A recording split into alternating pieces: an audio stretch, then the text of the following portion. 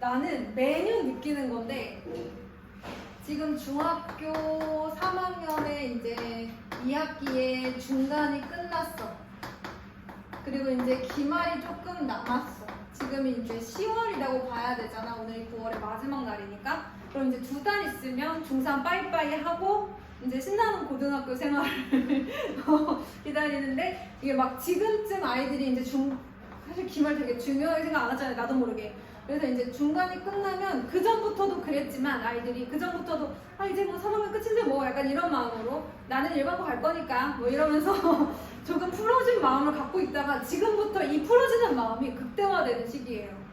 아마 여러분 느낄지 모르겠는데 저는 좀 느껴요. 어디서 느끼냐면 중학교 3학년 친구들 이제 우리는 몇 명 안 돼서 잘 못 느끼는데 고난 같은 경우는 이제 많으니까 결석률이 올라가요. 결석률이 올라갑니다. 여러 가지 이유가 있어요.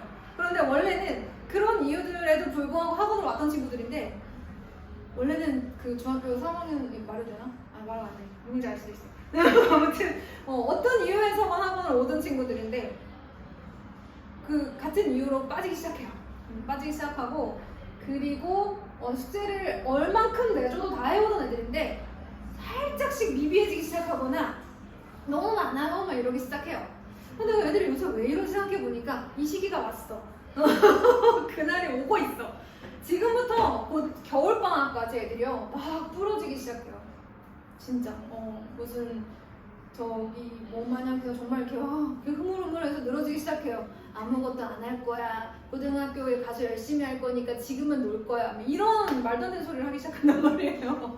지금 놀면 고등학교 가서도 놀아요. 미안하지만 지금 놀면 우리가 3월 딱 요이 땅 하자마자 진짜 막 그 달리는 말처럼 막 달려야 되는데 그 전에 미리 워밍업을 하지 않으면 3월 달에 달리다 넘어지든지 아니면 못 달리고 애들 다 달리고 있는데 나 혼자 왜 이렇게 천천히 가고 있던데 둘 중에 하나예요. 그래서 지금 너무 힘을 빼시면 안 돼요. 지금이 원래 그런 시기인 건 맞는데 지금 너무 힘을 빼시면 안 돼요. 애들이 지금 막 다 학원도 그만둬야 돼요. 작년에 뭐 이제 제 오늘 번호 같은 경우 보면은 학원을 그만두는 친구들도 많아져요. 왜 그만두냐고 물어보면 마지막으로 놀아야 된대요. 마지막으로 놀아야 된대. 학원도 안 가고 학교 끝나자마자 집에 있는 자유를 누리고 싶대. 그러면서 이제 끊기 시작하는데 여러분 사실 아시잖아요. 중학교 시험이 여러분들 물론 열심히 해서 좋은 점수 얻은 건 맞지만 조금 시험 난이도라든지 내가 느린 어떤 노력의 기간과 양에 비해 사실 성적이 잘 나오는 게 중학생인데 그래서 이 10월부터 2월까지 어떤 일이 일어나느냐 이 시기에 갑자기 공부 열심히 하는 친구들이 앞질르는 현상도 생기기 시작해요. 이 시기에 각성한 친구들이 나타나기 시작한다든지 아니면 더 하던 애들이 더 열심히 한다든지 하는 이런 아주 놀라운 일이 일어날 수 있는 그러니까 원래는 공부를 잘 못하던 친구도 잘하게 될 수 있는 그런 기간 그럼 잘했던 친구들은 더 잘할 수 있는 그런 기간 이 양극화가 굉장히 심해지는 그런 시간이 바로 10월부터 6월이에요. 그래서 저는 지금부터 살짝 느끼기 시작했어요. 사실 우리 친구들이 이제 그 시기가 왔구나 라는 걸 저는 느끼고 있어요. 여러분의 마음 안에도 어느 한켠 살짝 있었을 수 있어요. 그쵸? 지금은 좀 놀아야 되지 않을까 뭐 이런 생각. 네, 맞아요. 여러분 또 약간 쉬어가는 타이밍이기도 하지만 루틴을 지켜주셔야 돼요. 내가 했던 공부량을 다 무너뜨리시면 안 되고 영어 수학 하던 거 많이 선생님도 하던 거 그냥 쭉쭉 밀고 나가셔야 돼요. 지금이야말로 내신에 대한 부담감이 조금 줄었다면 근데 안 줄었을 수도 있죠. 왜냐면 고등학교가 지금 당장 주변 일반고가 아닌 경우도 있기 때문에 그러면 이제 더 긴장을 해야 되고 그래서 지금 긴장을 놓을 때가 아니라 지금은 내가 반등을 할 수 있는 시기다. 사실 내가 지금 내신이 굉장히 좋은 편이고 그 다음에 학교 성적도 평균 95 이상으로 굉장히 훌륭한 편이지만 이것이 다른 학교에 갔을 때도 경쟁력이 있을지는 모른다라는 긴장감을 갖고 계셔야 됩니다. 지금까지 너무 잘해주셨고 제가 고등수학 하면서도 성실하게 너무 잘했다고 생각해요. 근데 그렇다고 해서 지금 우리가 뭐 너무 풀어지면 안 되고 내가 지금 당장 고등학교를 어디를 갔을 때 고등고로 가든 어디를 갔을 때 내가 친구들하고 견주어서 당당한 1등급의 상위 퍼센트를 차지할 수 있을 것인가 10%가 아니라 4% 5%를 차지할 수 있어야 된다는 거야 얘들아. 1%에 1등급에 알겠어? 1등급은 전교생이 10%잖아 그치? 10% 정도 되는데 이만 20% 끝을 받으면 안 되고요. 4%에서 5% 정도를 받아주셔야 돼요. 한간에는 5%도 불안하다라는 말이 있어요, 여러분. 원래 고등급제 4%만큼을 받아내야 된다라는 얘기도 있습니다. 내신이 정말 중요하다고 메가3 나오는 선생님들, 훌륭하신 정말 많은 그 학생들 데리고 있는 인간 고급자를 데리고 있는 그런 친구들 가르치는 선생님들도 항상 얘기하세요. 무조건 내신이다. 고등학교 1학년 가자마자 내신을 점령해야 된다. 이렇게 말씀하세요. 왜 2학년 때 과목이 어려워지니까 삐끗할 수 있거든요. 1학년 때 다 올려놔야 돼요. 그래서 모의고사도 아니다. 무조건 내신이다. 막 이렇게 말씀하실 정도예요. 우리는 모의고사 문제 푸는데 모의고사도 아니야. 정말 내신이야. 뭐 이렇게 말씀하시는 선생님도 계세요. 그러니까 제일 중요한 건 10%가 아니라 4%, 5%대를 점령해야 된다는 거. 그리고 지금 우리가 사실 이제 아직 주변 학생들이 얼마나 잘하는지 모르는 상태에서는 긴장감을 놓으면 안 된다. 이 시기 어쩌면 내가 조금 경쟁력이 약했던 부분 더 올려줘야 되는 시기이고요. 그 다음에 저번에도 얘기했지만 공통과 통합과학이죠. 고등학교 1학년 통합과 빨리 시작해야 돼요. 지금 여유로울 때 시작해야 돼요. 또 시작해보면 아시겠지만 나름 중등 과정하고 연계되는 것도 많지만 또 긴장해야 되는 것들도 많거든요. 이게 잘 돼 있어야 나머지 잘 되는 거고, 사실 통합과 고등학교 2학년 과정에서 선택 과정, 사실 얘가 수능 범위는 아니고 수능 범위는 얘잖아요, 그쵸? 그래서 지금 벌써 수능 스타트 이렇게 나왔더라고요. 수능에서 어떤 유형으로 나올 것인지 미리 EBS에서 좀 이렇게 또 수능 스타트라고 해서 또 새로운 교재가 나왔더라고요. 본격적으로 이제 통합과학으로 수능을 준비하는 시대가 열린 거죠, 열리기는. 저는 사실 아직도 안 되긴 한데 저는 아직도 이런 과정으로 해야 되지 않을까 싶은데 아무튼 이렇게 한다고 하니까. 그래서 이제 사실 수학도 과학도 뭐 영어도 사실 국어도 지금 막 열심히 달려야 되는 시기예요, 여러분. 끈을 놓지 마시고요. 애들 다 놀 때 더 하세요. 애들 다 놀 때 더 하셔야 돼요. 아, 지금이다. 내가 그 상위권을 밟아야 하는 시간이다. 학교에서도 부담 좀 덜 주지 않아요? 그쵸? 이럴 때 부담 없이 통합과학도 하시고 고등학교 국어 문제집도 사셔가지고 빨리 하셔야 돼요. 예전에 지한이 선생님이 왜 그 국어 문제집 이렇게 로드맵 짜서 보내주셨잖아요. 그 마지막 과정이 이제 비문학 문학 그 파트더라고요. 그쵸? 그런 문제집도 빨리 사가지고, 아니면 뭐 매상비라든지 이런 거 빨리 사가지고 지금 전체적으로 독서, 비문학 파트, 그 다음에 문학 파트 한 번 돌아야 된다고요, 여러분. 그쵸? 그리고 사실 내신에는 문법이 들어가잖아요. 그래서 한 번 영역별로 싹 돌고 그 다음에 이제 좀 모의고사 유형도 한번 봐야 된다고요. 왜냐면 내신이 약간 모의고사 유형으로 나와요. 이 질문, 발문 자체가 난이도의 차이가 있지만 발문은 모의고사 유형이고 영어도 마찬가지. 난이도의 차이가 조금 있지만 모의고사 유형으로 질문들을 많이 하는 편이고, 그 다음에 모의고사 지문이 들어가잖아요. 국어도 영어도 모의고사 지문을 좀 넣는 학교들이 많아요. 그러니까 예를 들어 시험이 예를 들어 10월 20일에 이제 시험을 보잖아요. 그러면 9월 모평에 나왔던 영어 지문이 시험 범위라든지 6월 모평에 나왔던 영어 지문이 이제 학교 시험 범위인 경우가 많아요. 그럼 이제 모의고사 경험이 많고 내가 기본적으로 해석을 좀 할 수 있는 그 실력이 되면, 어떤 친구들은 모의고사 전체 지문을 다 보는데 막 5시간, 6시간이 이제 걸린다면, 예를 들어 어떤 친구들은 막 한 40분 안에 쭉 다 볼 수 있어, 1시간 안에 쭉 다 볼 수 있어, 뭐 이렇게 구문 분석할 수 있어? 그러면 그 친구가 훨씬 유리한 거잖아. 그런 것 때문에 우리가 미리 좀 공부를 하는 거거든. 지금 어느 정도 되어 있으니까 여러분 지금 약간 힘드시면 안 되고요. 계속 하셔야 돼요. 물론 쉬는 시간도 있어야 되지만 계획을 좀 세우셔야 된다는 얘기죠. 내가 과학을 지금 아직 3학년 거라고 때문에 빨리 정리해야 돼요. 제가 알기로는 두 분 다 통합과학하고 있는 걸로 알고 있는데 어떻게 쭉 끌고 나가서 빨리 원 과목을 들어갈 것인가. 이해되셨죠? 내 메인 과목은 이제 뭐 윤아 선생님 얘기했지만 어려운 과목 빨리 시작해야 되고, 그 다음에 이제 지한이 같은 경우도 제 생각에는 아마 생물이 메인이 아닐까요? 생명이 메인일까요? 그쵸? 화학 생명이 메인이 아닐까요? 자연과학 선택할 거잖아요. 그쵸? 이과 선택할 거잖아요. 그렇기 때문에 그런 원 과목도 미리 들어가 주시는 게 좀 좋긴 해요. 특히 화학은 좀 어려워. 그리고 이제 이공계열 중에서도 공대나 그런 친구들은 물리도 해야 되기 때문에 학교에서 물리를 요구하는 학교들도 꽤 있어요. 그래서 이제 그런 걸 미리 알아보시고 선택해야 되는데, 예를 들어 우리 이제 과학중점학교 같은 경우는 속도가 워낙 빠르기 때문에 물화생지원이라던가 물화생원 같은 걸 빨리 미리 쳐놔야지 공부가 핸들링이 가능해요. 그다음에 혹은 내가 바이오나 메디컬 계열로 가겠다 하는 친구들은 아무래도 화학생명이 메인일 거 아니에요, 그쵸? 그럼 이런 원 과목을 먼저 해야 된다는 얘기지, 얘들아. 통합과학은 물론 당연히 해야 되는데 통합과학 끝나고 요거 빨리 들어가면서 통합과학은 이제 복습을 돌려야 되잖아. 자, 어때? 이제 좀 급해졌지? 이제 급해졌지? 근데 제가 일반고 간다고 방심한 친구들이 많은데요. 일반고 1등급에 넘사벽인 애들이 많아요.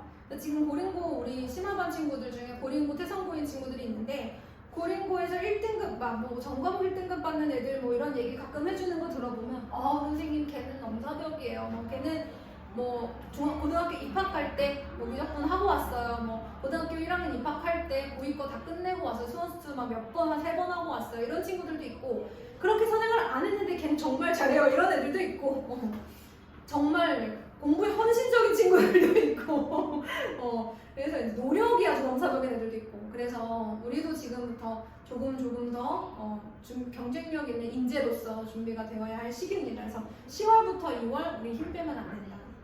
내가 하고 싶은 것도 해보는 시기고 친구들이랑도 좀 뭔가 해보는 시기고 뭐 이제 핸드폰 대신 책을 많이 읽어보는 시기고 그래서 해보는 시기지만 그 외에 공부도 힘을 놓지 말아야 된다. 그래서 우리 지금부터 출석, 그 다음에 숙제 이런 거 원래 잘하지만 더 신경 써서 내용의 퀄리티에 좀 더 신경 써서 숙제를 해와야 된다라고 생각해 주시면 좋겠습니다. 기나긴 잔소리가 끝나고 정말로 10월에서 2월에 망가진 애들을 너무 많이 봐서 그래. 10월부터 2월에 망가진 애들을 너무 많이 봐서 그래. 자, 첫 번째는 이제 경우의 수와 순열 뭐 이런 게 나와 있어요. 그러면서 첫 번째 어떤 내용이 시작하냐면 경우의 수가 나옵니다. 근데 여러분 이거 경우의 수라는 말 들어본 적은 있었을 것 같은데 그치? 언제 들어봤더라? 중학교 2학년 때. 그래서 첫 번째 나온 것이 경우의 수 중에서도 합의 법칙입니다.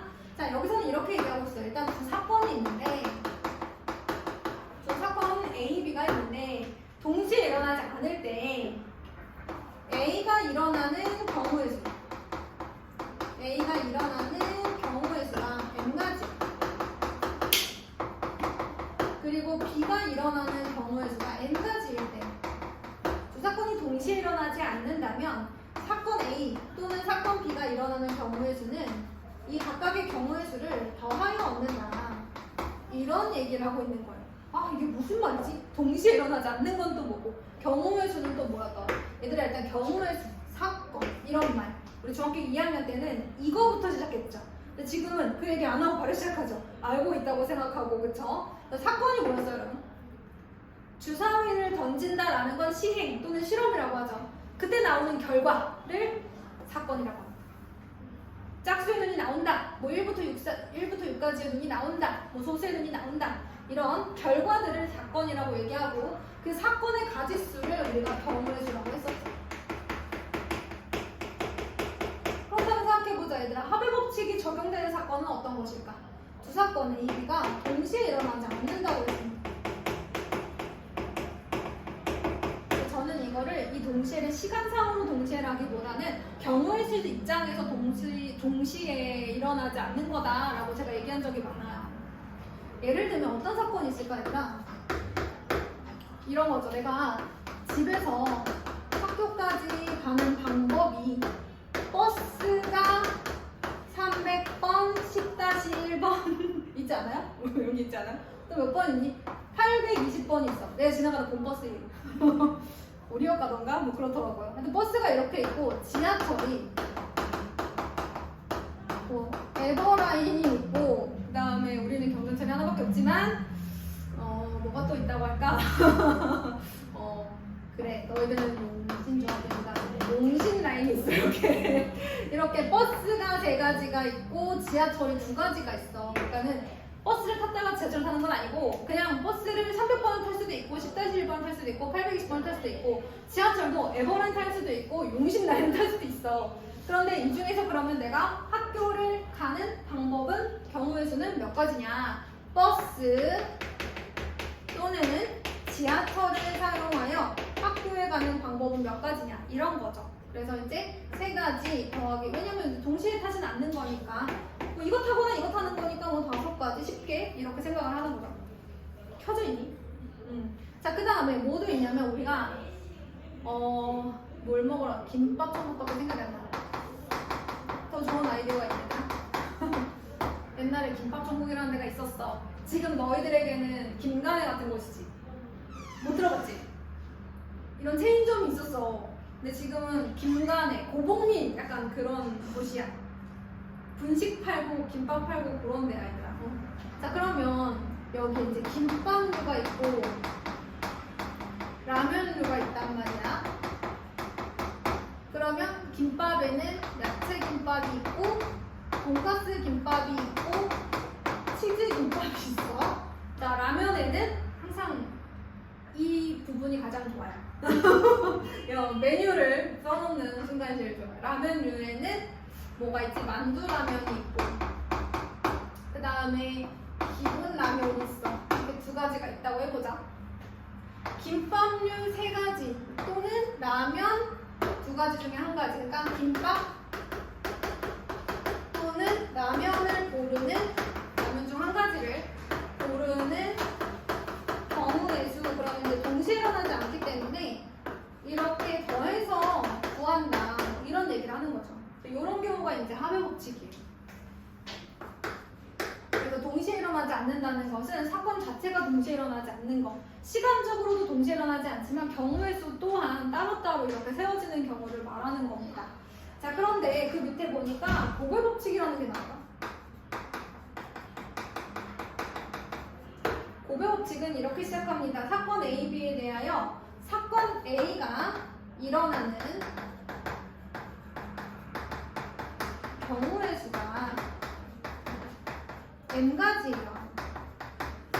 근데 그중 한 가지마다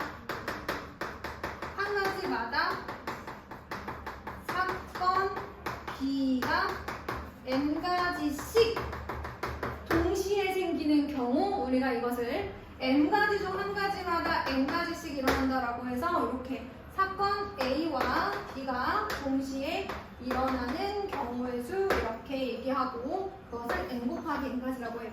그러니까 동시에 일어나는 건데 이게 시간상으로 동시에라기보다는 경우의 수 자체가 이 n가지가 처음 사건이 n가지가 생겼을 때 그중 한 가지마다 그 다음 사건이 n가지씩 빵빵빵 바로바로 생기는 거, 동시에 생기는 거, 그것을 우리가 고배법칙이라고 한다고 했었어요. 우리가 중학교 2학년 때도 이렇게 했었던 것 같아요, 그쵸? 그래서 뭐가 있어요? 지금 만약에 이제 김밥과 라면을 가지고 아까 이어서 얘기를 한다면 내가 너희들한테 자, 선생님이 오늘 쏜다. 미안해, 얘들아, 오늘 쏘는 게 아니라서 김밥 한 그릇와 김밥 한 종류와 라면 한 종류씩 고르렴 라고 얘기했어. 그러면 내가 김밥을 야채를 고를 수도 있고 돈가스를 고를 수도 있고 치즈를 고를 수도 있잖아, 그치? 내가 야채를 골랐을 때 라면은 만두라면을 고를 수도 있고 기본 라면을 고를 수도 있고 돈가스 김밥에 만두라면을 고르거나 기본 라면을 고를 수도 있고 치즈 김밥에다가 만두라면을 고르고 기본 라면을 고를 수도 있잖아. 그러면 내가 김밥을 하나 선택할 때 김밥을 하나 선택할 때마다 라면이 몇 가지씩 2가지씩 바로 생기잖아. 야채를 고르는 순간 2가지, 돈가스를 고르는 순간 2가지 이렇게 생기잖아, 그치? 한 가지당 2가지씩 3가지가 생기는 거죠. 앞에 사건이 일어나는 한 가지당 2가지씩 생길 때 2가지씩 3가지 이렇게 해서 곱해져야 되는 이런 경우가 바로 고배법칙이다. 오늘도 중학교 때 너무 열심히 했기 때문에 많이 하면 안 되니까. 자, 요거를 이제 이렇게 하도록 하고, 그런데 이제 이거 다음에 나오는 게 뭐냐면 아까 선생님이 경우의 수와 순혈이 제목이었잖아요. 자, 이제 순혈에 대해서 한번 얘기를 해보도록 하겠습니다.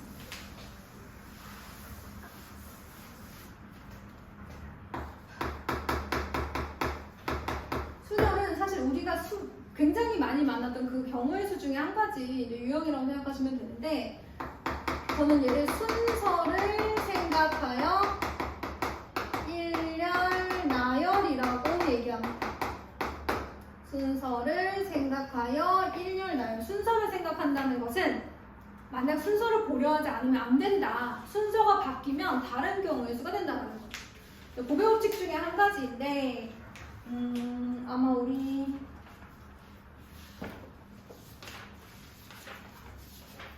저기 뭐지? 윤하는 순열이 이제 222페이지에 나오네요. 그죠? 자, 그러면 우리 순열과 조합에서 한번 보도록 할게요. 선생님이 아까 사실 출근 전에 우리 어머님 댁에 가서 그 꽃게 무침을 이렇게 손으로 이렇게 열심히 바켓에서 이렇게 비비다가 왔거든요. 그랬더니 여기 무치고 왔어요, 여러분. 내가 이렇게 칠칠치 못한 사람이 아닌데 막 이래. 순서를 생각하여 일렬 나열은 순서를 바꾸면 다른 경우의 수가 되는 거예요. 그래서 여기서는 이렇게 얘기합니다. 서로 다른 n개에서 서로 다른 n개 중에서 r개를 택하여 일렬로 나열하는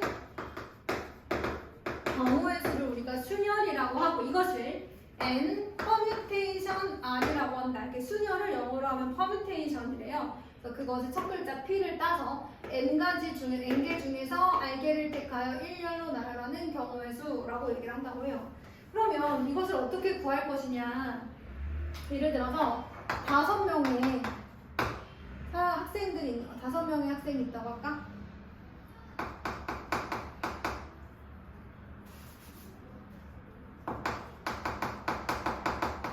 학생이 있어요. A, B, C, D. 사실 제가 예전에 엑소까지는 애들 이름을 몇 명 알았거든요. 그래서 그 가수들 이름이나 이렇게 내가 아는 연예인 이름을 했는데요. 지금은 너희들과 공감할 수 있는 연예인이 없어. ABCD 1로 하겠어. 너네들이 예전에 좋아하는 가수 알려준 적 있는데? 얘가 NCT 아니야? 맞지? 넌 누구였지? 그래? 너도? 너는 있었니? 어디였어? 누가 세븐틴이 있었는데? 예. 그렇구나. 얘가 세븐틴이고 얘가 NCT구나. 아무튼 제가 얼마 전에 냉장고를 부탁해 그 친구들이 나온 걸 본 적 있어요. 그 친구 맞지 않아요? 이름은 까먹었어요. 다시 한번 찾아볼게요. 아무튼 이 5명의 학생이 있는데 얘네들은 이 5명 중에서 3명을 뽑아서 3명을 택하여 일렬 나열을 한번 해볼게요. 그래서 3명을 뽑아야 되니까 자리는 3자리가 있어요. 그럼 첫 번째 올 수 있는 애들 몇 명이에요? 5명이죠. 그 중 한 명을 택할 때마다 그 다음에 올 수 있는 친구들이 또 누구예요? 그 다음에 이제 B, C, D, E 네 사람이 올 수 있겠죠. 얘는 B 빼고 A, C, D, E가 올 수 있겠죠. 이런 식으로 이 중 한 가지를 선택할 때마다 4가지씩 생길 거예요. 그럼 이게 총 20가지인데 그 중 한 가지마다 또 몇 개씩 생겨요? 또 3개씩 생기잖아요. 앞에 안 쓴 애들 3명 올 수 있으니까. 그치? 이게 바로 뭐예요? 5 퍼뮤테이션 3인 거예요. 5개 중에 3개를 택하여 일렬 날. 그러면 이 식을 잘 살펴보면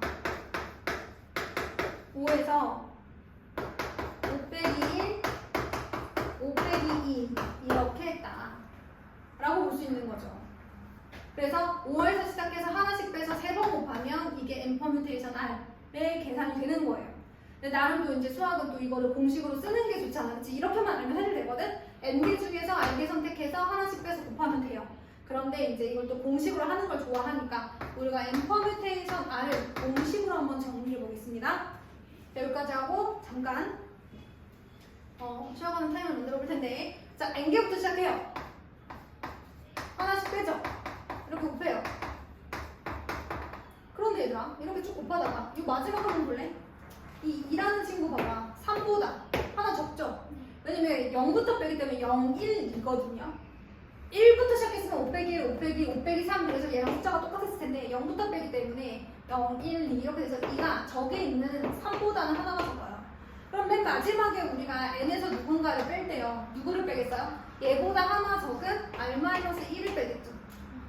그래서 책에 n-r 플러스 1이라고 나와있어요. 마지막에. 거기다가 이거를 써주세요. 아, 얘보다 하나 작은 수. 그럼 만약에 얘들아 여기가 끝이긴 한데 만약에 이 다음이 있다면 이 다음은 누굴까? 얘들아? 만약에 다음이 있다면 원래는 여기가 지금 끝인 거긴 한데 만약에 좀 더 하나를 더 골라서 하나를 더 뺀다 그러면 그 다음은 누굴까? 자 봐봐 1, 2, 3 점점 얘가 커지고 있지. 빼는 수가 커지고 있지요. 그러면 이 다음 수도 이거보다 하나 큰 수겠죠. 그래서 만약에 다음이 있다 그러면 그건 누구예요? n-r이 될 거예요. 그죠? 얘보다 하나 큰 수를 빼야 되니까 r-1보다 하나 큰 수를 빼야 되니까 r을 빼야 돼. 저거는 나중에 어디까지 나오겠지? 1까지 나오겠지, 그치? 아무튼 다음이 있다는 이거보다 하나 큰 수가 n 다음에 들어가게 된다. 제가 지금 이 얘기를 분명 나중에 써먹을 거기 때문에 미리 하는 거예요.